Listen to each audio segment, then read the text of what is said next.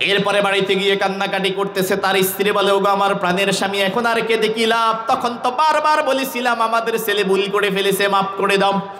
ওমর ফারুক রাদিয়াল্লাহু তাআলা আনহু বললেন, আমি হচ্ছি এই এলাকার খলিফা, আমি রাষ্ট্রপ্রধান, কেউ যদি অন্যায় করে সে যেই হোক আমাকে ন্যায় বিচার করতেই হবে। কেননা রব্বুল আলামিন থেকে আমি দায়িত্বপ্রাপ্ত। কুল্লুকুম রাইন কুল্লুকুম মাসউলুন আন রাইয়াতিহি, প্রত্যেকটা মানুষ তার স্বস্থানে একজন দায়িত্বশীল। তার দায়িত্বের ব্যাপারে কাল কিয়ামতের ময়দানে জিজ্ঞাসিত হতে হবে একজনের কাছে, তিনি কে? কিন্তু আমি তো বাবা, ছেলের জন্য আমার মায়া আছে না নাই?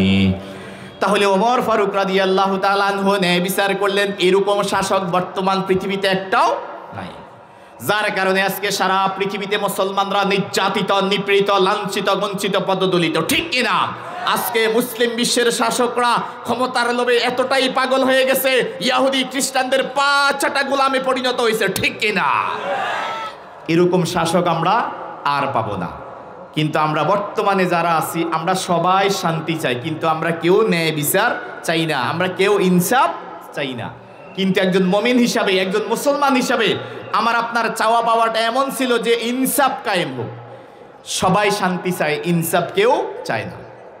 যেমন আমার ভাই যদি আমার সামনে কাউকে হত্যা করে, এখন আমি একজন মুমিন হিসাবে আমি সাক্ষী দেব, হ্যাঁ আমার ভাই হত্যা করছে, খুনকা বদলা খুন, খুনের বদল খুন হবে, বা আমার ভাইয়ের ফাঁসি হবে রাষ্ট্রীয় আইনে, এটাই হচ্ছে ন্যায় বিচার। কিন্তু আমি আমার ভাইকে বাঁচানোর জন্য পাগল হয়ে যাই, মিথ্যা সাক্ষ্য আমরা তৈরি করে ফেলি। এরপরে আমার দলের কোনো লোক যদি অপরাধ করে, আমি তাকে বাঁচানোর জন্য পাগল হয়ে যাই। কিন্তু একজন মুমিন হিসাবে, একজন মুসলমান হিসাবে আমার আপনার দায়িত্ব থাকবে ন্যায় বিচার প্রতিষ্ঠিত হতে হবে, ঠিক কিনা? বদরের যুদ্ধ, ইসলাম থাকবে কি থাকবে না এমন কঠিন মুহূর্ত। বাবা ছেলের বিরুদ্ধে, ছেলে বাবার বিরুদ্ধে যুদ্ধ করতে গেছে। কেউ গেছে মুহাম্মদ সাল্লাল্লাহু আলাইহি সাল্লামের পক্ষে, কেউ গেছে আবু জেহেলের পক্ষে। যুদ্ধ শেষে বাপ ছেলে বাড়িতে ফিরে এসেছে, খেতে বসছে একসাথে। ছেলে বলতেছে, বাবা আমি তো বদরের যুদ্ধে তোমাকে আমার হাতের নাগালের কাছে পেয়েছি, আমি ইচ্ছা করলে তোমার শরীর থেকে তোমার মাথা আমি আলাদা করে দিতে পারতাম, কিন্তু তুমি তো আমার বাবা। ছেলে গেছে আবু জেহেলের পক্ষে। এখন তুমি তো আমার বাবা, আমাকে জন্ম দিয়েছো, সেজন্য আমি তোমাকে হত্যা করিনি। আর বাবা বলতেছে, আমি যদি আমার তলোয়ারের সামনে তোমাকে পেতাম, তোমার মস্তক আমি আলাদা করে দিতাম। সুবহানাল্লাহ বলেন। এটাই হচ্ছে ন্যায় বিচার, ন্যায়ের শাসন। কিন্তু ন্যায়ের শাসন আমাদের মাঝে নাই। আল্লাহ বলছে, ওয়াল্লাহু ইয়াদউ ইলা দারিস সালাম ওয়া ইয়াহদি মান ইয়াশাউ ইলা সিরাতিম মুস্তাকিম। রব্বুল আলামিন বলছেন, আমি তোমাদেরকে শান্তির দিকে ডাকতেছি।